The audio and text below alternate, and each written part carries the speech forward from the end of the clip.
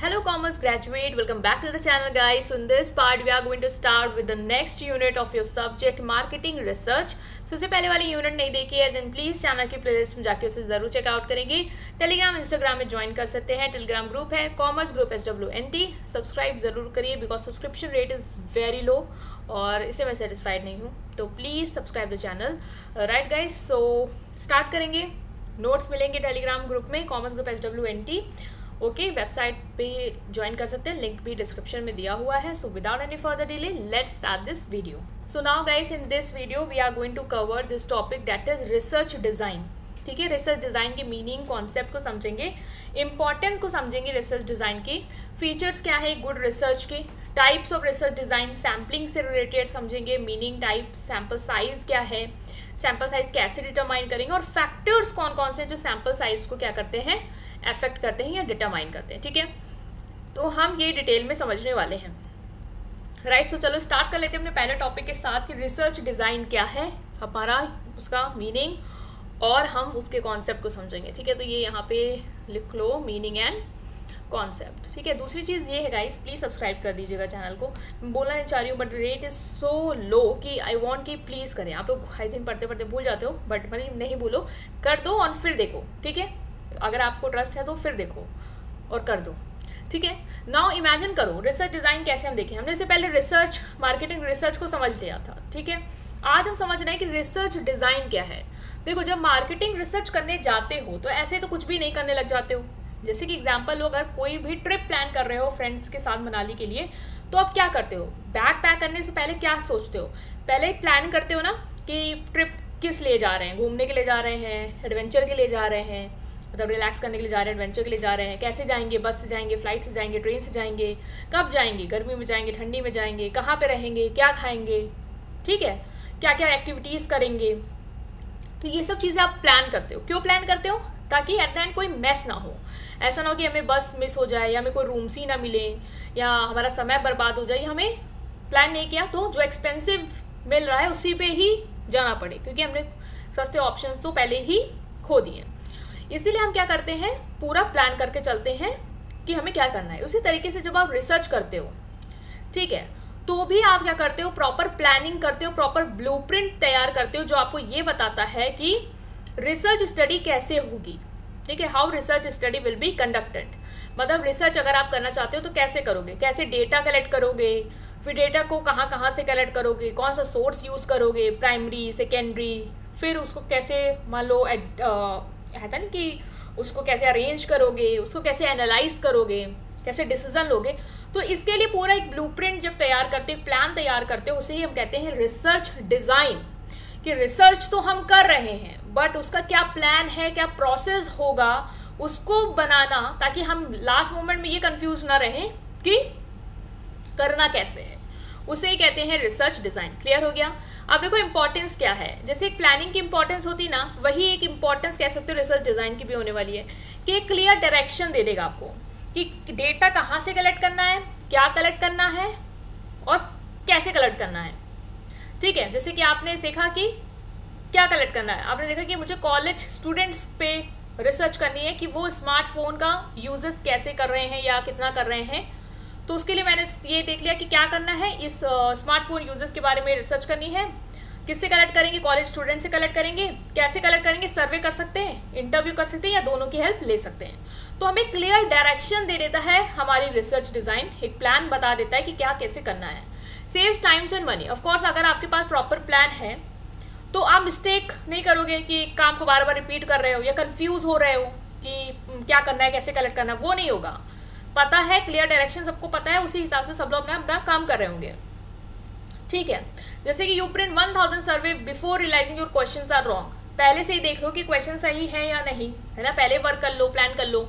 मान लो आपने 1000 सर्वे जो है वो प्रिंट करवा लिया और बाद में आप देख रहे हो कि क्वेश्चन तो गलत थे, ये क्वेश्चन नहीं दूसरे क्वेश्चन पूछने चाहिए थे, तो प्लानिंग करी ही नहीं, तो आपका टाइम भी वेस्ट हुआ और यहाँ पे जो पैसे लगे होंगे वो भी गए। Ensure accuracy and reliability. ये आपको हेल्प करता है कि आप राइट मेथड और टूल यूज करो जो आपको एक ऐसा रिजल्ट दे जो ट्रस्ट वर्दी हो। ठीक है, अगर आप रॉन्ग सैंपल सेलेक्ट कर रहे हो, मतलब पॉपुलेशन जो है वो बहुत बड़ी है, आपने कम लोगों को लिया, सबको तो रिप्रेजेंट करेगा नहीं, सैंपल भी गलत लिया, मेथड भी आपने मान लो गलत यूज़ किया, प्राइमरी डेटा कलेक्ट करना चाहिए था, पहले खुद जाके कलेक्ट करना चाहिए था instead of depending on secondary data जो कि ऑलरेडी अवेलेबल है, जो कि उससे मैच भी नहीं कर रहा है। तो जो आपका रिसर्च का आउटकम होगा वो क्या होगा, सही तो होने वाला नहीं है। तो उसके बेसिस पे जो डिसीजन लोगे वो भी सही नहीं जाएंगे। तो ये इंश्योर करना कि एक्यूरेसी और रिलायबिलिटी हो, इसीलिए हमें रिसर्च डिज़ाइन हेल्प करती है कि पहले से ही हम सही तरीके को, सही टूल्स को यूज़ करें, प्लान कर लें, चूज़ कर लें, जिससे हमारा रिजल्ट ट्रस्ट वर्दी हो। Reduces bias and errors. Biasness मतलब क्या, कि गुड रिसर्च डिज़ाइन हमें हेल्प करती है कि हम जो भी कंट्रोल्स हैं, चेक्स हैं, वो भी करें। मतलब हमें टाइम टू टाइम हम चेक करते रहें कि कहीं कोई पर्सनल बायस तो नहीं कर रहा है सर्वे में, ठीक है, कोई डेटा का रिजल्ट मैनिपुलेट तो नहीं कर रहा है, ठीक है। तो ये भी हमें हेल्प मिल जाएगी कि हम पहले से प्लान करके रहेंगे, तो जो एक बायसनेस का चांस है वो हम रिड्यूस कर देंगे। अगर आप सिर्फ रिच कस्टमर को ओपिनियन लेते हो बजट मोबाइल के बारे में, तो आपकी रिसर्च बायस्ड होगी, क्योंकि वो तो उनका तो बजट मोबाइल को लेकर उनको तो कोई मतलब ही नहीं है ना, वो तो रिच कस्टमर तो कितना भी पे करने को तैयार हो जाएंगे। तो गुड रिसर्च डिज़ाइन ये अवॉइड कर देती है, वो देखते हैं कि कौन सा सैंपल मेरे लिए बेस्ट रहेगा, हम उसी से डेटा कलेक्ट करेंगे, उसी तरीके से डेटा कलेक्ट करेंगे जिससे हमारा बायसनेस और एरर के चांस ना रहे। नेक्स्ट है help in better decision making. जब आप सॉलिड डेटा कलेक्ट करते हो एक स्ट्रक्चर प्लान के थ्रू, तो रिसर्चर जो है वो एक कॉन्फिडेंट और इन्फॉर्म डिसीजन बना पाते हैं, क्योंकि आपने एक प्लान को फॉलो करते हुए ही डेटा कलेक्ट किया है। तो जो भी आपने डेटा कलेक्ट किया होगा, जो भी आपने उससे एनालिसिस लिए होंगे, या जो भी आपने उसके बेसिस पर डिसीजन लिए हैं, वो सही होंगे, मोस्टली सही ही होंगे, क्योंकि आपने ऐसे ही रैंडमली कुछ भी मेथड या टूल्स या फिर कुछ भी टेक्निक नहीं यूज़ कर लिए, प्रॉपर प्लान किया कि आप बेस्ट रहेगा एंड देन ही आपने उसको इम्प्लीमेंट किया है, ठीक है। A company launching a new product will know the right price, feature, promotion strategy if research is done with a proper design. जैसे कंपनी है जो चाह रही है कि हम एक नया प्रोडक्ट लॉन्च करना चाहते हैं, तो क्या राइट प्राइस रहेगा, फीचर्स रहेगा, क्या प्रमोशन स्ट्रैटेजी यूज़ करनी चाहिए, वो तभी सही से वो पता कर पाएगा जब उसने प्रॉपर प्लानिंग कर रखी होगी, ठीक है। Make result easy to replicate. अगर आपकी रिसर्च जो है वो प्रॉपरली डिजाइन है, तो दूसरी बार भी मान लो अगर आपको वैसी ही कोई रिसर्च करनी है, तो एक स्टेप्स मिल जाएंगे कि इसी तरीके से हम आगे भी रिसर्च कर सकते हैं, ऐसी रिसर्च कर सकते हैं, ये दूसरों को भी हम गाइड कर सकते हैं कि अगर आपको इससे रिलेटेड काम करना है, डेटा कलेक्ट करना है, तो हमने जैसे स्टेप फॉलो किए जिससे हमें एक एक्यूरेट रिजल्ट मिल पाया है, वो आप भी फॉलो कर सकते हैं, ठीक है। तो ये हो गई आपकी कि प्लान है तो प्लान दूसरों को भी बता सकते हो ना, रोड मैप तो दे सकते हो, या आप भी ऐसे कर सकते हैं, that will be a good thing. Next है कि की फीचर्स ऑफ गुड रिसर्च। एक अच्छी रिसर्च के क्या फीचर्स होते हैं, ठीक है, इसको देख लेते हैं। एक गुड रिसर्च एक वेल मेड रेसिपी है। अगर इंग्रेडिएंट और स्टेप्स सही हैं तो आउटकम भी ग्रेट होगा। जैसे एक खाना बनाते हो ना, अगर मसाले सही से डाले हैं, चीज़ों सही से डाले, स्टेप सही से फॉलो किया है, तो रेसिपी तो अच्छी बनेगी ही बनेगी, मेन तो वही होता है। उसी तरीके से एक अच्छी रिसर्च वही है जिसमें ये सारी डिज़ाइन वही है जिसमें ये सारी चीज़ें क्लियर हों, ठीक है। मतलब कि गुड रिसर्च डिज़ाइन भी कर सकते हो इसको, गुड रिसर्च डिज़ाइन कर लो कि क्या क्या फीचर होने चाहिए एक अच्छी रिसर्च डिज़ाइन में। देखो पहली बात तो है कि क्लैरिटी ऑफ पर्पस, ऑब्जेक्टिव तो क्लियर होना चाहिए ना कि क्या स्टडी करना है और क्यों करना है। आप कस्टमर के सेटिस्फेक्शन को स्टडी कर रहे हो कि प्राइस सेंसिटिव को स्टडी कर रहे हो, स्पेसिफिक रहो, क्योंकि उसी हिसाब से प्लान सही से बनाओगे। जब ऑब्जेक्टिव क्लियर होगा, गोल क्लियर होगा, तो प्लान भी उसी मुताबिक बनेगा। पर्पस क्लियर होना चाहिए। Next is accuracy. Good design ensure the data collect is correct, relevant and useful. एक अच्छी रिसर्च डिज़ाइन हमें ये इंश्योर करती है कि जो भी डेटा हम कलेक्ट कर रहे हैं, पहली बात तो सही हो, हमारी रिसर्च से मैच करता हो और यूजफुल हो। तो एक अच्छी रिसर्च डिज़ाइन वही है जो एक्यूरेट हो, मतलब एक्यूरेसी को प्रमोट करे। जो भी डेटा कलेक्ट करने का हमने प्लान किया मेथड या तरीका, वो बिल्कुल सही हो। If you are studying youth fashion preference, don't collect data from 40+ adults. Young generation का फैशन प्रेफरेंस जानना चाह रहे हो ना, तो 40+ के बारे में डेटा कलेक्ट करके क्या कर रहे हो, कोई फायदा नहीं है। तो एक अच्छी रिसर्च डिज़ाइन बताएगी कि डेटा कलेक्ट करना है तो किससे कलेक्ट करना है, कैसे कलेक्ट करना है और क्यों कलेक्ट करना है, वो एक्यूरेसी होनी चाहिए। Next is reliability. जो रिसर्च आपने करी है वो ऐसे ही रिजल्ट प्रोड्यूस करे जो कंसिस्टेंट हो। मतलब कि अगर आपने वो रिसर्च करी है तो आपका भी आउटकम सेम आए, मैंने भी करी है वही रिसर्च उतने लोगों में, मेरा भी आउटकम सेम आए। ऐसा नहीं है कि मैंने 10 लोगों से पूछा, मेरा आउटकम रिजल्ट अलग आ रहा है, आपने 10 लोगों से वही 10 लोगों से पूछा, वही क्वेश्चन पूछा, आपका रिजल्ट अलग आ रहा है। ऐसा नहीं होना चाहिए, रिलायबल होना चाहिए। तो एक अच्छी रिसर्च डिजाइन वही है जो ये इंश्योर करे कि आपके जो रिसर्च आउटकम है वो क्या हो, रिलायबिलिटी को प्रमोट करे। अगर 2 रिसर्चर सेम स्टडी कंडक्ट करते हैं आपके प्लान को यूज करके, रिसर्च प्लान को यूज करके, तो उनकी फाइंडिंग मैच होनी चाहिए। क्योंकि 10 लोगों से वही क्वेश्चन मैंने भी पूछा है, वही कंडीशन में आपने भी पूछा है, तो बार बार लोग बदल कैसे रहे? इसका मतलब या तो आपने अपने आप से बातें बना दी हैं, या तो ऑफकोर्स आपने अपने आप से बातें बना दी होंगी, क्योंकि बार बार तो पार्टी अपने आंसर बदलेगी नहीं, या तो सब नहीं बदलेंगे, 1-2 बदल सकते हैं। ठीक है, तो वो चीज़ देखना। नेक्स्ट इज फ्लेक्सिबिलिटी, कि एक अच्छे रिसर्च डिज़ाइन जो है वो, मान लो स्ट्रक्चर तो होते हैं, एक प्लान तो हम लेके चल रहे हैं कि हाँ ये ऐसे ऐसे करना स्टेप बाय स्टेप, लेकिन गुंजाइश होनी चाहिए कि अगर मान लो कोई अनएक्सपेक्टेड इशू आ गया तो हम एडजस्ट कर पाए प्लान को। मान लो हमने एक सर्वे मेथड सेलेक्ट करके रखा है कि लोगों से हम सर्वे मेथड के थ्रू पूछेंगे, अपने डेटा को कलेक्ट करेंगे, रिसर्च प्लान में हमने डिसाइड कर रहा है। और मान लो सर्वे मेथड से हमने देखा कि लोग आंसर नहीं दे रहे हैं उतना अच्छा, तो हम नेक्स्ट मेथड पे स्विच कर पाए, इतना हमारे पास क्या होनी चाहिए, गुंजाइश होनी चाहिए। तो एक अच्छा रिसर्च डिज़ाइन वही है, प्लान वही है जो फ्लेक्सिबल हो। एफिशिएंसी, एक अच्छी रिसर्च डिज़ाइन वही है जो हमारे रिजल्ट को मैक्सिमाइज करे, एफर्ट्स को मिनिमम करे, टाइम को मिनिमम करे, कॉस्ट को कम करे। मतलब हमारे टाइम, कॉस्ट और एफर्ट्स कम लगे और अच्छा रिजल्ट आए, मैक्सिमम रिजल्ट आए। एक अच्छी रिसर्च डिज़ाइन वही होती है। हम क्या कर सकते हैं, अपने रिसर्च डिज़ाइन भी प्लान कर सकते हैं, गूगल फॉर्म यूज़ करेंगे, ऑनलाइन गूगल फॉर्म्स फिलअप कराएंगे, तो अब क्या होगा, हमें डोर टू डोर सर्वे नहीं करने पड़ेंगे, क्योंकि लोग अपने घर बैठे फॉर्म भर देंगे, तो जाने की ज़रूरत नहीं है। फिर जो जा रहे हैं उनको पैसे देने की ज़रूरत नहीं, उनका समय बर्बाद नहीं की ज़रूरत है, ना एफर्ट्स लगेंगे। तो एक अच्छी रिसर्च डिज़ाइन ऐसे स्टेप्स को लेके आती है जो आपके रिजल्ट को तो मैक्सिमाइज करें, लेकिन आपके मिनिमम एफर्ट्स लगे, टाइम लगे और कॉस्ट लगे। Minimize bias and errors, research design ये इंश्योर करती है कि जो लोग बायसनेस करते हैं ना, या गलतियां कर देते हैं, वो ना हो। हम प्लान ऐसा बना के रखेंगे कि जो हमारे पर्सनल ओपिनियंस हैं, जो सैम्पलिंग एरर्स हैं, जो हम गलत डेटा को इंटरप्रेट करते हैं, वो चीज़ें ना हो। तो बायसनेस को रिड्यूस करने में रिसर्च डिज़ाइन हेल्प करती है। इस तरीके का प्लान ही बना के चलेंगे कि बायसनेस ना हो। जैसे कि choosing respondent randomly instead of just asking friend help reduce biasness. मान लो आपको डेटा कलेक्ट करना है, अपने दोस्तों से डेटा कलेक्ट कर रहे हो सकता है वो आपके फेवर में ही आंसर दे दें, इसलिए आप रैंडम लोगों से सेलेक्ट करो। इसीलिए हम प्लान में यही करके रखेंगे कि ऐसा मेथड, ऐसा तरीका यूज़ करें जो बायसनेस को प्रमोट ही ना करे, एथिकली साउंड हो। एक अच्छी रिसर्च डिज़ाइन जो है वो जो पार्टिसिपेंट जिनसे वो डेटा कलेक्ट कर रही है उनके साथ ऑनेस्ट रहती है, उनका कंसर्ट लेती है, मतलब डेटा कलेक्ट करने से पहले उनको बताती है कि सर्वे इस बारे में है, उनसे परमिशन लेती है कि हम आपकी डेटा को यूज़ कर सकते हैं अपने सर्वे में आगे, मतलब पूरा ओपन रहती है। ठीक है। एप्रोप्रिएट सैम्पल डिज़ाइन, एक अच्छी रिसर्च डिज़ाइन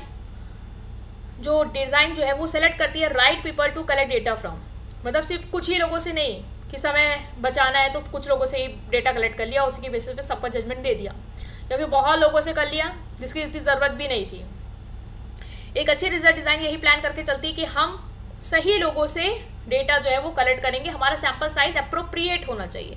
ऐसा भी नहीं कि बहुत बड़ा सैंपल ले लिया, हमारा टाइम वेस्ट हो रहा है, या फिर इतना छोटा ले लिया कि वो रिप्रेजेंट ही नहीं कर पा रहा है। जैसे हमें बीबीए के स्टूडेंट्स की हैबिट्स को स्टडी करना है, तो आपका सैंपल जो है वो ऐसे स्टूडेंट्स को सेलेक्ट करें जो अलग अलग कॉलेजेस से हो, अलग अलग साल में हो। ठीक है, इससे फर्स्ट ईयर में हो, सेकेंड ईयर में हो, थर्ड ईयर में। ऐसा नहीं कि फर्स्ट ईयर का ही आप सेलेक्ट कर रहे हो, तो उनकी तो भाई मान लो स्टूडेंट की हैबिट पहले साल कुछ अलग होती है, दूसरे साल तीसरे साल थोड़ा मेच्योर हो जाते हैं, बदल जाती है, तो फिर होता है अप्रोप्रिएट रिजल्ट तो आपको देगी नहीं।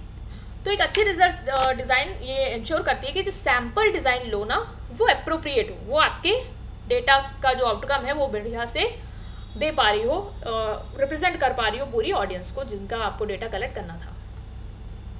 नेक्स्ट आता है सबसे इंपॉर्टेंट क्वेश्चन, यहीं से बनने वाला है आपका कि रिसर्च डिज़ाइन के टाइप्स बता दो। सबसे इंपॉर्टेंट क्वेश्चन जो है वो यहीं से बनेगा, रिसर्च डिज़ाइन के टाइप्स क्या होंगे। तो इसको देखेंगे। रिसर्च डिज़ाइन हमने देखा एक ट्रिप की तरह है, ट्रिप प्लान करने की तरह है, क्योंकि हम यहाँ पे भी क्या करते हैं, प्लानिंग करते हैं। जैसे कि हम ट्रिप प्लान कर रहे थे तो कर रहे थे। तो कौन सा टाइप ऑफ रिसर्च डिज़ाइन आप चूज़ करेंगे डिपेंड करता है कि कहाँ आप जाना चाहते हैं, क्या आपका गोल है, या क्या आप ऑलरेडी जानते हैं। पहला है एक्सप्लोरेटरी रिसर्च डिज़ाइन। एक्सप्लोरेटरी मतलब नेम से बता रहा है कि ये एक्सप्लोर करने के लिए रिसर्च की जाती है। ये हम तब करते हैं, इस तरीके की रिसर्च, इस तरीके का प्लानिंग हम तब करते हैं जब हमें प्रॉब्लम के बारे में ज़्यादा नहीं पता होता है। ये लिख लेना, प्रॉब्लम के बारे में जब ज़्यादा नहीं पता होता है तब हम जो रिसर्च करते हैं, जो रिसर्च डिज़ाइन प्लान बनाते हैं, वो होता है हमारा एक्सप्लोरेटरी रिसर्च डिज़ाइन। ठीक है, तो when you don't know much about the problem then the research that you do is exploratory research. ये हमें क्या हेल्प करेगी कि हमें प्रॉब्लम के बारे में तो पहले पता ही नहीं है, इसलिए हम ये रिसर्च कर रहे हैं। तो आउटकम क्या होगा कि हम प्रॉब्लम के बारे में जान पाएं कि प्रॉब्लम आखिर है क्या। कैसे जानेंगे? लोगों से उनके इन्फॉर्मेशन लेके, अच्छे अच्छे क्वेश्चन पूछ के जो हमें हेल्प करे जानने में कि प्रॉब्लम आखिर है क्या, ताकि हम नेक्स्ट स्टेप ले पाएँ उस प्रॉब्लम को सॉल्व करने के लिए। मान लो एग्जाम्पल लो, एक बेवरेज कंपनी है, वो ये एक्सप्लोर करना चाहती है कि उसकी एनर्जी ड्रिंक फेल्ड क्यों हुई। हमें प्रॉब्लम के बारे में ज़्यादा नहीं पता, फेल हुई बट क्यों फेल हुई, we want to know, we want to explore. हम क्या करेंगे, कस्टमर से कैजुअली पूछ सकते हैं कि आपको क्या नहीं पसंद आ रहा है उस ड्रिंक में। कुछ भी रीज़न हो सकता है, को प्राइस ज़्यादा था इसलिए फेल हो गई हो, कस्टमर की प्रेफरेंस बदल गई हो इसलिए फेल हो गई हो, टेस्ट अच्छा नहीं इसलिए फेल हो गई हो, कुछ भी रीज़न हो सकता है। तो हमें प्रॉब्लम के बारे में ज़्यादा नहीं पता है और हम उसके बारे में ज़्यादा जानना चाहते हैं, इसलिए जो हम प्लानिंग अगर करते हैं, जो रिसर्च करते हैं, उसे कहते हैं एक्सप्लोरेटरी रिसर्च डिज़ाइन। की फीचर्स इसके क्या है, ये हम तब यूज़ करते हैं जब प्रॉब्लम हमें अनक्लियर हो या नॉट वेल डिफाइंड हो, जब आप श्योर ना हो कि एग्जैक्ट प्रॉब्लम है क्या। जैसे कंपनी ने देखा कि एक सेल्स में सडन ड्रॉप हो गया, पर उसको समझ में नहीं आ रहा क्यों हो गया है, बहुत सारे रीज़न हो सकते हैं, तो जानना चाहिए कि प्रॉब्लम आखिर है क्यों और है क्या।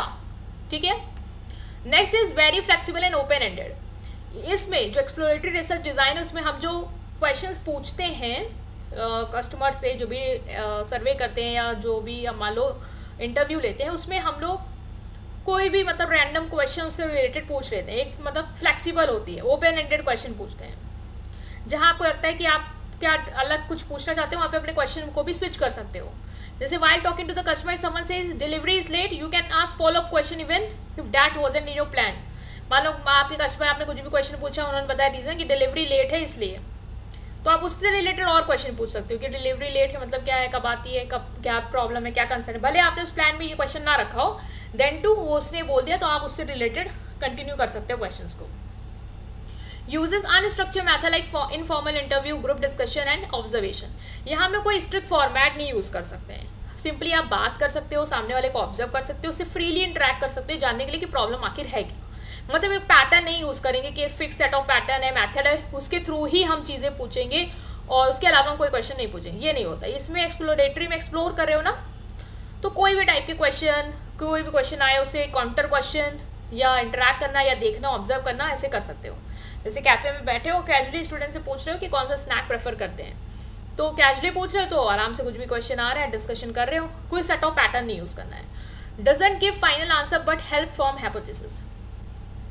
एग्जैक्ट प्रॉब्लम क्या है उसके बारे में कंक्लूजन तो एकदम से पूरा नहीं मिल पाता कि एग्जैक्ट में प्रॉब्लम क्या है, लेकिन थोड़ी बहुत आपको एक हिंट मिल जाती है कि पॉसिबल कॉजेज क्या हो सकते हैं। जैसे कि बातचीत करने के बाद आपने ये देखा कि हाँ हो सकता है कि स्टूडेंट ऑयली स्नैक्स को प्रेफर नहीं कर रहे, इसलिए वो नहीं प्रोडक्ट की सेल जो है वो गिर गई है। तो आपने ये कैसे पता किया? आपने बहुत सारे लोगों से क्वेश्चन पूछा, आपको लगा कि सबसे ज़्यादा रिपीटेड आंसर यही है, तो एक हमने अंदाजा बना के लिया, एक हाइपोथेसिस लेके चल रहे हैं कि इसी रीज़न की वजह से हमारी सेल्स जो है वो गिरी होगी। एग्जैक्ट तो हमें नहीं पता चला कि क्या ही एग्जैक्ट रीज़न हो सकता है, ये है भी और नहीं भी है, बट एक आइडिया लग जाता है। नेक्स्ट है descriptive research design. Descriptive research design क्या है? ये हम तब यूज़ करते हैं जब हमें प्रॉब्लम के बारे में ऑलरेडी पता होता है और अब हम उस प्रॉब्लम के बारे में जानने के बाद और डिटेल इन्फॉर्मेशन लेना चाहते हैं उसके रिगार्डिंग। मतलब कि डिस्क्राइब करते हैं सिचुएशन को और गहराई में जाके कि कौन इन्वॉल्व है, क्या हो रहा है, कब हो रहा है, क्यों, कब, कितने बार हो रहा है। ये होती है डिस्क्रिप्टिव रिसर्च डिज़ाइन। मतलब प्रॉब्लम पता है कि प्रॉब्लम क्या है, क्यों हो रही है ये प्रॉब्लम, कब तक होगी, कहाँ से हो रही है और कितने बार हो रही है, वो हम जब डिटेल में जानने की कोशिश करते हैं, प्रॉब्लम के बारे में और इन्फॉर्मेशन निकालने की कोशिश करते हैं, उसे कहते हैं डिस्क्रिप्टिव रिसर्च डिज़ाइन। जैसे कि इनिशियल एक्सप्लोरेशन के बाद बेवरेज कंपनी ने एक फॉर्मल सर्वे कराया 5 सिटीज़ में ये डेटा गैदर करने के लिए कि कंज्यूमर का बिहेवियर क्या है एनर्जी ड्रिंक के टुवर्ड। उन्होंने देखा बेवरेज की कंपनी जो सेल्स है वो डाउन हो रही है, प्रॉब्लम मान लो उनको पता चल गया कि ये रीज़न ये है, तो आप वो पाँच सिटीज़ में सर्वे करवा रहे हैं जानने के लिए कि और इन्फॉर्मेशन निकाल पाएँ कि एनर्जी ड्रिंक्स के रिगार्डिंग कंज्यूमर का क्या बिहेवियर है, क्या वो सोच रहे हैं उसके बारे में, कैसे बिहेव कर रहे हैं। की फीचर्स क्या है इसके, प्रॉब्लम पहले से ही पता है, अब उसके बारे में और इन्फॉर्मेशन निकाल रहे हो ताकि कोई भी कन्फ्यूजन ना रहे। अब आप गेस नहीं कर रहे हो, आप जानना चाह रहे हो सिचुएशन आखिर है क्यों, ऐसा क्यों है। You know what the people are ordering more food online on weekends and now you want to know who is doing it and what they are ordering. आपको जैसे पता चल गया प्रॉब्लम या जो भी है रीज़न ये कि लोग जो है वो ऑनलाइन वीकेंड्स में ऑनलाइन बहुत ऑर्डर कर रहे हैं फूड।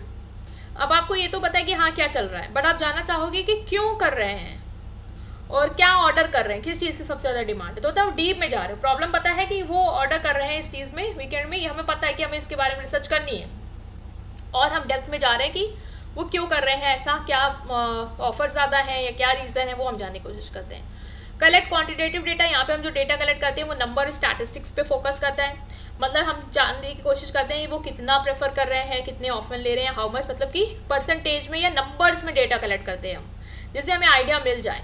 जैसे हमने ये पता लगाया कि 65% लोग जो हैं वो वीकेंड में जो फूड ऑर्डर कर रहे हैं वो लोग 18 से 30 साल की उम्र के हैं, तो हमें और डिटेल में डेटा जो है वो कलेक्ट हो रहा है लेकिन नंबर्स में। यूज स्ट्रक्चर्ड मैथड, वहाँ पे क्या था कि मैथड स्ट्रक्चर नहीं था, रैंडम क्वेश्चन पूछ लिया, बैठ गए सैम्पलिंग कर रहे हैं, मतलब बैठ गए आराम से कैजुअल क्वेश्चन पूछ रहे हैं। यहाँ पे एक मैथड लेके चलते हैं, प्लान बना के चलते हैं कि इतने सेट ऑफ क्वेश्चन हैं, यही क्वेश्चन सबसे लोगों से पूछने हैं और इसी क्वेश्चन के बेसिस पर हमें पूरा अपना सर्वे तैयार करना है और सारा फीडबैक लेना है। ठीक है, जैसे मल्टीपल चॉइस क्वेश्चन हमने 10 बना लिए और 10 के 10 यही मल्टीपल चॉइस क्वेश्चन हर कस्टमर से पूछेंगे मील की डिलीवरी के बाद। ठीक है, focus on what is not why it's happen, ये हमें बताता करेंट सिचुएशन के बारे में, उसके रीज़न के बारे में नहीं बताता। ये हमें ये तो बताएगा कि क्या हो रहा है, लेकिन क्यों हो रहा है ये नहीं पता चल पाता। यू फाइंड आउट कि कोल्ड ड्रिंक जो है वो दिल्ली में ज़्यादा बिक रही है मुंबई के कंपैरिजन में, ये तो आपको पता चल गया। जैसे वहाँ पता चल गया कि इतने लोग, इस एज ग्रुप के लोग 65% फूड जो है वो ज़्यादा ऑर्डर कर रहे हैं, बट क्यों ज़्यादा कर रहे हैं वो हमें नहीं, रीज़न हमें नहीं पता चल पाता इस रिसर्च में। तो ये व्हाट पे ज़्यादा फोकस करता है इंस्टेड ऑफ व्हाई। नेक्स्ट जो रिसर्च का टाइप है आपका वो है कैजुअल या एक्सपेरिमेंटल रिसर्च। कैजुअल रिसर्च क्या है, ये हम तब यूज़ करते हैं जब हमें कॉज एंड इफेक्ट रिलेशनशिप जानना होता है वेरिएबल्स के बीच में, कि एक के असर से दूसरे पे क्या असर आता है, एक के चेंज होने पे दूसरे पे क्या इम्पैक्ट आता है। जब हम वो जानने की कोशिश करते हैं उसे कहते हैं कैजुअल एक्सपेरिमेंटल रिसर्च। ये हेल्प करता है बिजनेस को वो ये समझ पाएँ कि what happens when they make a changes. मान लो उन्होंने प्राइस बढ़ा दिया प्रोडक्ट का तो क्या फ़र्क आया, तो डिमांड में क्या चेंजेस आया, पैकेजिंग बदल दी तो कस्टमर का क्या रिएक्शन रहा। जब हम रीज़न जानने की कोशिश करते हैं ना, उस टाइप की जो रिसर्च हम करते हैं कि हम ये बदल कर रहे हैं तो क्या इफेक्ट आ रहा है उस चीज़ में कस्टमर का, उस टाइप की जो रिसर्च होती है वो होती है कैजुअल एक्सपेरिमेंटल रिसर्च। ये हमें आंसर करता है क्वेश्चन व्हाट कॉस्ट व्हाट, किसकी वजह से क्या हुआ। If we do X will it result in Y. जैसे मान लो एक फैशन ई कॉमर्स ब्रांड है स्टाइल नेस्ट, वो ये जानना चाहता है कि प्रोडक्ट की इमेज अगर वो चेंज कर दे, ठीक है, मॉडल चेंज कर दे या फिर प्रोडक्ट का इमेज चेंज कर दे तो उसकी परचेज कितनी बढ़ रही है। तो यहाँ पे हम ये कोशिश करते हैं जानने की अगर हम कोई बदलाव लाते हैं या चेंजेस करते हैं तो उसमें क्या कस्टमर का रिस्पॉन्स रहने वाला। अगर हमें अच्छा रिस्पॉन्स मिलेगा तो हम वो बदलाव को कंटिन्यू करेंगे और नहीं मिलेगा तो हम वो चीज़ें नहीं करेंगे। तो हम एक्सपेरिमेंट करने की कोशिश करते हैं कि अगर ये करते हैं तो क्या हमें रिजल्ट आता है। तो रैंडम मान लो A to 1000 यूज़र, आपने एक वर्जन लॉन्च किए, एक ए वर्जन है एक बी वर्जन, आपने 1000 यूज़र को एक ए वर्जन दिखाया और 1000 यूज़र को दूसरे बी वर्जन दिखाया। तो आपने ये देखा कि जो वर्जन ए है जिसमें एक मॉडल है प्रोडक्ट का, ठीक है, प्रोडक्ट है कोई वर्जन ए है जिसमें एक अच्छी मॉडल से ड्रेस पहनी हुई है, उस प्रोडक्ट को लोगों ने 18% ज़्यादा परचेज किया है in comparison to version B जिसमें आपने ड्रेस को मान लो से टांग दिया है और वर्जन ए में एक मॉडल ने पहनी। तो मॉडल ने जो ड्रेस पहनी उसको लोगों ने 18% ज़्यादा परचेज की है इन कंपेयर टू जो आराम से पड़ी हुई है ड्रेस। तो ये हमें ये दिखाता है कि अगर मॉडल ज़्यादा पहन के शो कर दिए हैं तो लोग ज़्यादा खरीद रहे हैं, तो कॉज ये है तो इफेक्ट ये आ रहा है। तो इस तरीके की जो रिसर्च करते हैं हम थोड़ा जानकारी लेने के लिए क्या करना हमें लिए सही रहेगा, वो होती है कॉज एंड इफेक्ट या casual research. Cause and effect relationship बताती है रिसर्च, फीचर हमने समझ ही लिया कि ये करेंगे तो क्या होगा, what does X leads to change in Y, if company increase in product price तो क्या सेल्स नीचे जाएगी। तो ये जो होता है रीजन जानने की कोशिश करना वो होता है आपकी कैजुअल रिसर्च।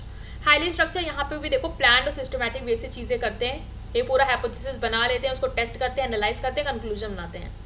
ठीक है, बना के रखा है कि ऐसे ऐसे करेंगे, फिर उसको टेस्ट करेंगे कि रिजल्ट क्या आया, फिर रिजल्ट को देखेंगे और उसके बेसिस पे हम कंक्लूजन बनाएं, जैसे हमने देखा पहले। तो ये हाईली स्ट्रक्चर्ड है, साइंटिफिक मेथड यूज कर रही है। Next is quantitative research. यहाँ पे भी जो डेटा आएगा वो नंबर और मेजरेबल फॉर्म में होगा। Food delivery app change the position of track order button, they regard how many user click it before and after. मतलब वो देखना चाहती है कि ट्रैक ऑर्डर बटन जो है उसकी पोजीशन उन्होंने बदल दी फूड डिलीवरी ऐप ने। तो देख रही कि तब जब पहले पोजीशन थी तो कितने लोग क्लिक कर रहे थे उस ऑप्शन पे, और अब जब चेंज करी तो लोग कितने क्लिक कर रहे हैं। तो हम नंबर्स में डेटा हमें यहाँ पास आ जाएगी, 100 लोग मान लो पहले कर रहे थे और 50 लोग अब कर रहे हैं। तो क्वांटिटेटिव नेचर में होता है ये। कंट्रोल इन्वायरमेंट है। कैजुअल रिसर्च बेसिकली हम लैब में करते हैं या आर्टिफिशियल सेटिंग में करते हैं ताकि कोई इंटरफेरेंस ना आए।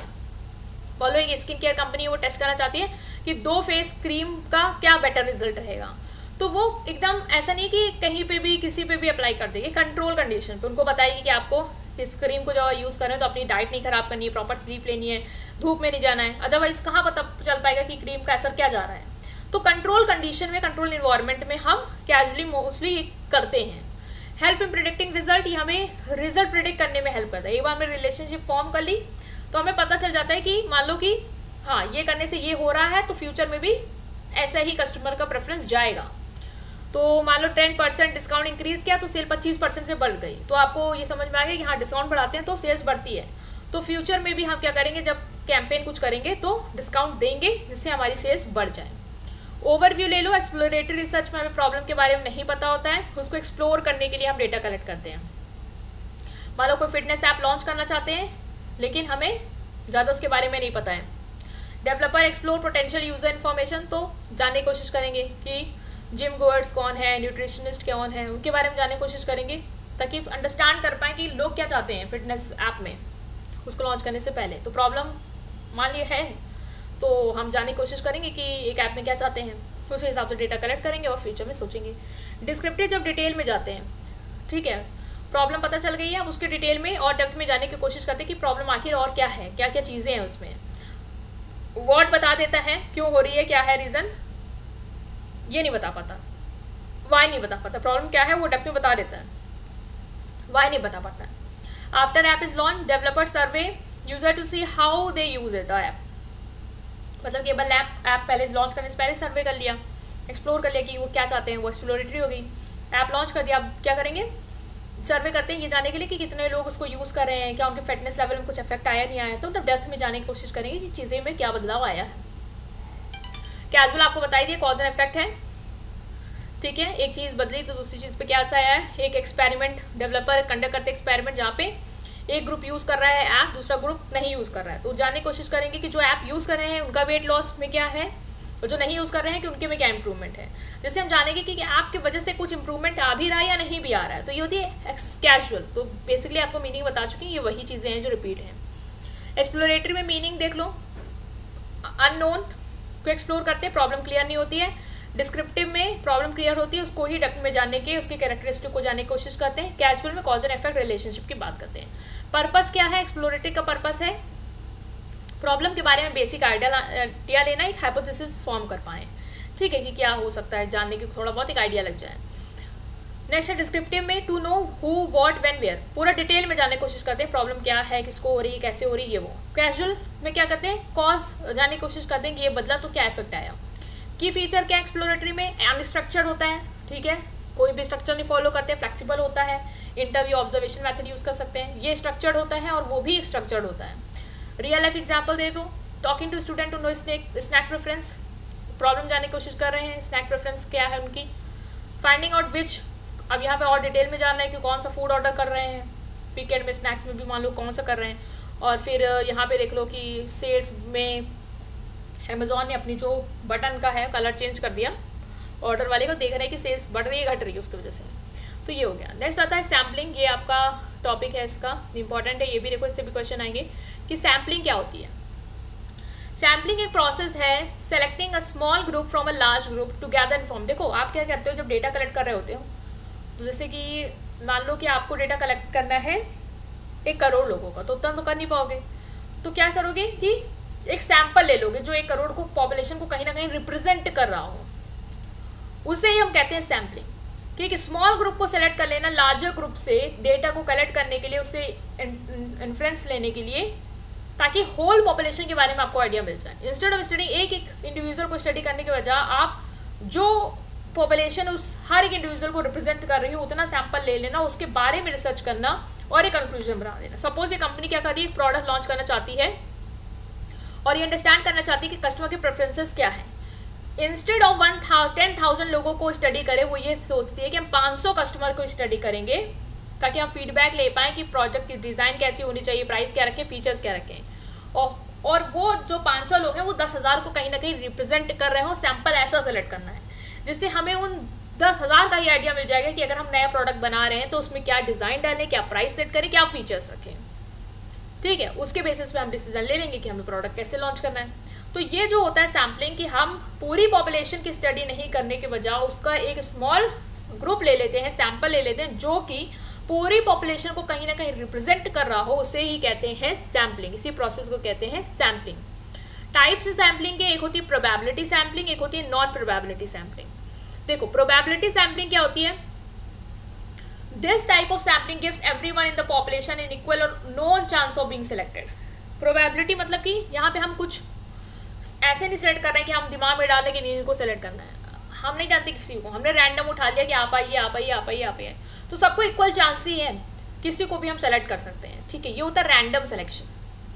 रिलायबल रिजल्ट होते हैं क्योंकि आप सब में सब पूरे उसमें एक एक करके उठा रहे हो लोगों को, जो भी आपको रैंडम दिख रहे हैं, तो होल पॉपुलेशन को एक्यूरेटली कर सकता है। बायसनेस नहीं है कि मेरे जो जानने वाले मैं उनको ही ले रही हूँ ताकि मेरे फेवर में रिजल्ट आ जाए, वो नहीं। प्रोबेबिलिटी सैम्पलिंग में सबको इक्वल चांस होता है, किसी को भी कभी भी सेलेक्ट कर लिया जा सकता है। ठीक है, सबके चांस इक्वल हैं, अब किसका नंबर लग जाए वो लक की बात कह सकते हो। Types of probability sampling, probability sampling के भी टाइप्स हैं। पहला है simple random sampling. Simple random sampling क्या होती है कि सिंपली किसी को भी रैंडमली पिकअप कर लिया, जैसे कि एक हैट है उसमें आपने सबकी चिट सबके नाम की डाल दी और कोई भी चिट को उठा लिया और उस पार्टिसिपेंट को सर्वे के लिए सिलेक्ट कर लिया, तो ये simple random sampling, randomly simply देख लिया। स्ट्रैटिफाइड होती है सैम्पलिंग इसकी एक टाइप, कि यहाँ पे हम पॉपुलेशन को ग्रुप में डिवाइड कर देते हैं, छोटे छोटे सब ग्रुप में डिवाइड करते हैं उनके कैरेक्टरिस्टिक्स कुछ फीचर्स को लेके, और देन हम एक एक ग्रुप से रैंडमली लोगों को सेलेक्ट करते हैं, जिससे हमारे पास अलग अलग फीचर्स के अलग अलग ग्रुप से लोग आ जाएं, एक हमारा सैंपल बन जाए। मान लो आपने क्लास जो है उसको ईयर्स में डिवाइड की, कि फर्स्ट ईयर के स्टूडेंट, सेकंड ईयर के स्टूडेंट, थर्ड ईयर के, मुझे बीबीए का डेटा कलेक्ट करना है, मैंने उसमें डिवाइड कर दिया first year second year third year, तो फर्स्ट ईयर से कुछ उठा लिए, सेकंड ईयर से कुछ उठाया, थर्ड ईयर से कुछ उठा लिए, जिससे हमारा पूरा बीबीए का सैंपल बन जाए और रिप्रेजेंट कर दे पूरी बीबीए की पॉपुलेशन को। तो जब हम ग्रुप में डिवाइड कर लेते हैं कुछ कैरेक्टरिस्टिक के basis and then particular group से हम लोगों को रैंडमली पिक करते हैं, उसे कहते हैं स्ट्रैटिफाइड सैम्पलिंग। क्लियर? नेक्स्ट है क्लस्टर सैम्पलिंग। ये क्या है, जहां पे हम पॉपुलेशन को क्लस्टर्स में डिवाइड करते हैं, मोस्टली ऑफनली ज्योग्राफिकली या बाय ग्रुप्स, मतलब कि random sample of cluster selected. आपने क्या किया, लोगों को छोटे छोटे ग्रुप्स में या क्लस्टर्स में डिवाइड कर दिया और एक एक क्लस्टर को आप क्या कर रहे हो, रैंडमली सेलेक्ट कर रहे हो। ऑल मेंबर और random sample from the selected cluster are surveyed. ठीक है, जैसे उसमें क्या था कि ग्रुप बना दिया, उस ग्रुप से कुछ लोगों को कर रहे हो, यहाँ पे क्या ग्रुप ही खूब सारे बना दिया और सब में सारे ग्रुप्स में से कुछ ग्रुप्स को ले रहे हो, ग्रुप्स को ही पूरा पूरा उठा रहे हो, उसमें सारे लोग आ जाएंगे। तो जैसे कि कंट्री के एजुकेशन सिस्टम को समझना चाहते हो तो आपने क्या किया, जो भी कंट्रीज के स्कूल्स हैं उनको छोटे छोटे क्लस्टर में डिवाइड कर दिया, हर रीजन से, हर रीजन के अलग अलग रीजन के हमने स्कूल्स के ग्रुप बना दिए और हम रैंडमली सेलेक्ट कर रहे हैं अब अलग अलग रीजन के अलग अलग स्कूलों के क्लस्टर को उठा के सेलेक्ट कर ले रहे हैं। ये होती cluster sampling. Non probability sampling भी इसका टाइप है। नॉन प्रोबेबिलिटी मतलब कि इसमें हम ये नहीं कि रैंडमली सेलेक्ट कर रहे हैं, इसमें हम सब्जेक्टिव जजमेंट करते हैं, मीनिंग सबका इक्वल चांस नहीं है, हम सोच समझ के लोगों को उठाते हैं अपनी स्टडी के लिए। तो इसके भी टाइप है कन्वीनियंस सैम्पलिंग। यहाँ पे हम अपनी कन्वीनियंस के हिसाब से सेलेक्ट करते हैं लोगों को एज अ सैम्पल। बेसिकली हम ये देखते हैं जो हमारे नज़दीक लोग हैं या अवेलेबल हैं उन पे ही हम सर्वे कर लें या उनका ही हम सैंपल ले लें। जैसे serving student in own class, आपने देखा कि अपनी क्लास के बच्चों का सर्वे कर लेते हैं क्योंकि मेरे लिए ईजी रहेगा, तो आप रैंडमली नहीं पूरे स्कूल में किसी को भी सेलेक्ट कर रहे हो, यहाँ पे आपने कन्वीनियंस के हिसाब से जब सैंपल सेलेक्ट कर रहे हो उसे कहते हैं कन्वीनियंस सैम्पलिंग। तो नॉन प्रोबेबिलिटी, सबके पास इक्वल चांस नहीं है, सेलेक्टेड लोगों को अपनी मर्जी से हम सेलेक्ट कर रहे हैं। नेक्स्ट है जजमेंट सैम्पलिंग। यहाँ पे रिसर्चर सेलेक्ट करता है sample based on their judgment about who would be the most useful. हमने देखा कि हमें क्या लगता है कि हमारे सैंपल के लिए कौन सी पॉपुलेशन सबसे अच्छी होगी, उसके हिसाब से हम लोगों को सेलेक्ट करना है। जैसे कि रिसर्चर जानना चाहता है कि टॉप परफॉर्मिंग स्टूडेंट कौन से हैं, तो वो देख रहा है कि हम ऐसे लोगों को ही सेलेक्ट करेंगे अपने सैंपल में जो हाई अचीविंग बिहेवियर शो करते हैं, क्योंकि हमें लग रहा है कि वो हमारा बेटर रिजल्ट दे देगा, क्योंकि हमें ऐसे लोगों को के बारे में स्टडी करनी है। तो हमने रैंडमली किसी को भी नहीं पिक किया कि मीडियोकर स्टूडेंट और सबसे बेकार स्टूडेंट और पढ़ा लिखा हुआ स्टूडेंट सब आ गया और किसी को भी उठा लिया, सबके पास चांसेस थे, कोई भी अलग से निकल गया। नहीं, टॉप परफॉर्मिंग स्टूडेंट की रिसर्च करनी है तो हमने देख के रखा कि हाँ हमें अच्छे बच्चों की सैंपल बनानी चाहिए, ठीक है। तो ये जजमेंट सैम्पलिंग। कोटा सैम्पलिंग क्या होती है? In quota sampling researcher first decide how many people to take from each group. पहले वो डिसाइड कर लेता है कि हर ग्रुप से कितने लोगों को लेना है, कितने जेंडर के लोगों को, मान लो 10 फीमेल को लेना है, 10 मेल को लेना है, ठीक है। तो हम क्या करेंगे, उतने ही लोगों को लेके चलेंगे। Instead of picking randomly they choose people who are easy to reach और अवेलेबल। मान लो हमें 10 लड़के सेलेक्ट करने हैं तो हम देखेंगे 10 लड़के हमें कहाँ से आसानी से मिल सकते हैं, कौन आसानी से हमारे आ जाएंगे, उन 10 लोगों को हमने सेलेक्ट कर लेंगे ताकि हमारा कोटा पूरा हो जाए, वो 10 लड़के हमारे पास आ जाएं, ठीक है। थिंक ऑफ फिलिंग, जैसे बस में सीटें नहीं भरते हैं कि हमें 50 लोगों को भरना है तो 50 लोग कोई भी आ जाए, बैठ जाएं। जैसे हमें 10 स्टूडेंट, 10 टीचर, 10 पेरेंट चाहिए, तो हम बाहर गए, देखा हमारे पास कौन कौन से स्टूडेंट 10 अवेलेबल हैं, हाँ ये 10 टीचर हैं जो हमारे नज़दीक, उनको देख लिया और हमने एक ग्रुप जो है वो सबका बना दिया।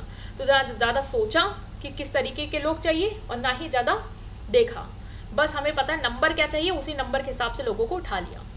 नेक्स्ट आता है सैम्पल साइज। सैम्पल साइज क्या होता है? नंबर ऑफ पीपल और item selected from a largest group to take part in study और सर्वे। कितने लोगों को लोगे एक पूरे ग्रुप से, हमने कहा ना एक पूरे ग्रुप से, लार्जर ग्रुप से जब छोटा ग्रुप बनाते हो, एक सैंपल बनाते हो, उसे कहते हैं सैम्पलिंग।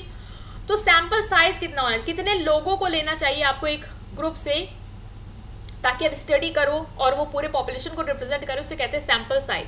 अगर कंपनी जानना चाहती है कि उसके कस्टमर को न्यू प्रोडक्ट पसंद कर रहे हैं या नहीं कर रहे हैं, तो 10,000 कस्टमर से पूछने के बजाय वो 500 लोगों पे वो सर्वे करेगी। तो जो 500 लोगों को वो सेलेक्ट कर रही है जो बड़ी पॉपुलेशन से, उसे ही हम कहते हैं sample size. Determining sample size कैसे डिटरमाइन करेंगे कि कितने लोगों को हमें सेलेक्ट करना चाहिए, ठीक है। डिटरमाइनिंग सैंपल साइज मतलब क्या होता है? डिटरमाइनिंग सैंपल साइज मतलब होता है कि कितने लोग आपको चाहिए अपनी रिसर्च के लिए जो आपकी पूरी पॉपुलेशन को रिप्रेजेंट करें और एक एक्यूरेट और रिलायबल रिजल्ट दे पाए। ना तो आपका सैंपल साइज बहुत छोटा होना चाहिए कि पूरी पॉपुलेशन को रिप्रेजेंट नहीं कर रहा है, ना ही आपको इतना बड़ा लेना कि आपका समय और रिसोर्स वेस्ट हो। आपको प्रॉपर सटीक सैंपल साइज सेलेक्ट करना है जो ज़्यादा बड़ा भी ना, ज़्यादा छोटा भी ना और पूरी पॉपुलेशन को रिप्रेजेंट भी कर रहा हो। कौन कौन से फैक्टर्स है जो सैंपल साइज को अफेक्ट करते हैं? पहला है पॉपुलेशन साइज। सबसे पहले तो आपको जानना होगा कि कितने लोगों की आपको स्टडी करनी है। मान लो अगर पॉपुलेशन छोटी है तो एक बड़ा सैंपल लेने की जरूरत नहीं है, छोटी है तो छोटा सैंपल लेके जो पूरे को रिप्रेजेंट कर रही हो वो ले लो। If it is large, sample थोड़ा बड़ा हो ताकि सबको रिप्रेजेंट कर पाए। छोटी पॉपुलेशन है तो छोटा सैंपल चलेगा, बड़ी पॉपुलेशन है तो थोड़ा बड़ा लोग इन कंपेरेटिव टू पहला वाला, ताकि रिप्रेजेंट कर पाओ पूरे ग्रुप को। मार्जिन ऑफ एरर, कितना मार्जिन ऑफ एरर लेके चल रहे हो? एक्यूरेट तो देखो रिजल्ट आए हर चीज में होता ही नहीं है, सैंपल ले रहे हो तो कुछ ना कुछ तो एरर का चांसेस रहेगा। तो +-3% मतलब इतना ऊपर नीचे हमारा सैंपल साइज के हिसाब से रिजल्ट वेरी कर सकता है। जैसे पॉलिटिकल पोल्स जब होते हैं तो +-3% या +-5% का मार्जिन वो लेके चलते हैं कि इतना वोट बढ़ भी सकते हैं, घट भी सकते हैं। Confidence level, how sure you want to be that your sample result reflect the population. आपका कॉन्फिडेंस लेवल क्या, आपको क्या लगता है कि जो मैंने सैंपल सेलेक्ट किया वो मेरी पॉपुलेशन को कितना रिफ्लेक्ट करता है? 90%, 95%, 99%। जितना ज़्यादा आपका सैंपल साइज रिप्रेजेंट करेगा उतना ज़्यादा आपका रिजल्ट कॉन्फिडेंट या एक्यूरेट होगा। हायर कॉन्फिडेंस, मोर सर्टेनिटी और लार्जर सैंपल नीडेड। अगर आपको चाहते हो कि मेरा कॉन्फिडेंस ज़्यादा हो, मेरा जो रिजल्ट आए सैंपल को सिलेक्ट करके वो अच्छा हो, कोशिश करो सैंपल साइज बड़ा लो, ठीक है, जिससे मोस्ट ऑफ द लोग कवर हो जाए और रिजल्ट एक्यूरेट आए। नेक्स्ट है वेरिएबिलिटी इन पॉपुलेशन। पॉपुलेशन में देखो वेरिएशन कितना है, कितने लोग डिफरेंट हैं। अब मान लो पॉपुलेशन में बहुत वेरिएशन है तो सबको तो फिर कुछ ना कुछ लोगों को और सेलेक्ट करना होगा अलग अलग डाइवर्सिटी से, ताकि पूरी पॉपुलेशन को वो रिप्रेजेंट कर पाए, ठीक है, ताकि सारे व्यू पॉइंट आप कवर कर पाओ। मान लो आपने ये इनकम ग्रुप का किया तो बहुत सारा वेरिएशन है, कुछ अमीर हैं, गरीब हैं, कुछ बहुत ही गरीब है, कुछ बहुत ही अमीर है, तो सबको लो, मतलब मोस्टली सब लोगों को लो, हर उस सेगमेंट से उठाओ ज़्यादा से ज़्यादा लोग को, जिससे वो पूरे उसको रिप्रेजेंट कर पाए, सबका ओपिनियन आ जाए। सैम्पलिंग टेक्निक कौन सी यूज़ करोगे, ये भी डिटरमाइन करेगा आपका सैम्पल साइज, कि सैम्पल टेक्निक आपकी क्या होनी चाहिए, कौन सा मेथड यूज़ करोगे, प्रोबेबिलिटी रैंडमली सेलेक्ट करोगे या नॉन प्रोबेबिलिटी मेथड यूज़ करोगे। तो प्रोबेबिलिटी सैम्पलिंग जो होती है वो ज़्यादा एक्यूरेट होती है, क्योंकि वहाँ पे आप दिमाग नहीं लगा रहे थे, रैंडमली लोगों को सेलेक्ट कर रहे होते हो, तो पर्सनल बायसनेस नहीं होती है। रिसोर्स अवेलेबिलिटी, आपके पास कितना टाइम है, मनी है, स्टाफ है, टूल्स है, वो भी आपके सैम्पल साइज को अफेक्ट करेगा। मान लो आपके पास समय कम है तो बड़ा सैंपल लेना पॉसिबल ही नहीं है, जो टाइम लिमिट के सुटेबल हो उतना ही सैंपल हो, जिसको स्टडी कर पाओ, जितना पैसा है उसके हिसाब से कर पाओ, तो ये भी अफेक्ट करता है। लास्ट पॉइंट है पर्पस ऑफ स्टडी, क्या रिसर्च क्यों कर रहे हो, एक्सप्लोर करना चाह रहे हो, टेस्ट करना चाह रहे हो, या फीडबैक लेना चाह रहे हो। कभी कभी आप एक्सप्लोर करना चाह रहे होते हो, ठीक है, जानना चाह रहे होते हो प्रॉब्लम के बारे में, या टेस्ट करना चाह रहे होते हो, बस फीडबैक लेना चाह रहे हो, तो क्या पर्पस है उसके हिसाब से भी आपका सैंपल वेरी करेगा। अगर आप सिर्फ एक्सप्लोर करना चाहते हो, आइडिया लेना चाहते हो, तो स्मॉल सैंपल भी वर्क कर सकता है। लेकिन आप कोई प्रोडक्ट ही लॉन्च करना चाहते हो, डिसीजन बहुत बड़ा है, तो बड़ा सैंपल लेंगे जिससे हमें एक एक्यूरेट रिजल्ट का आइडिया लग जाए। तो गाइस, ये हमने देखा कि क्या है आपकी ये यूनिट और किस तरीके से आपको इसको पढ़ना है। आई थिंक ये कटा नहीं होगा, तो चलो मैं इसको ठीक कर देती हूँ, स्क्रीनशॉट ले लेना जिसको लेना हो। तो ये तो आपको क्लियर हो गया होगा कि क्या है ये टॉपिक, आपको कैसे स्टडी करना है, ठीक है। कोई भी डाउट हो कमेंट सेक्शन में ज़रूर पूछना, वीडियो को ज़रूर लाइक कर देना, चैनल को सब्सक्राइब कर देना, और भी कोई सब्जेक्ट से रिलेटेड वीडियो चाहिए हो तो उसके लिए भी कमेंट कर देना, ठीक है। Thank you.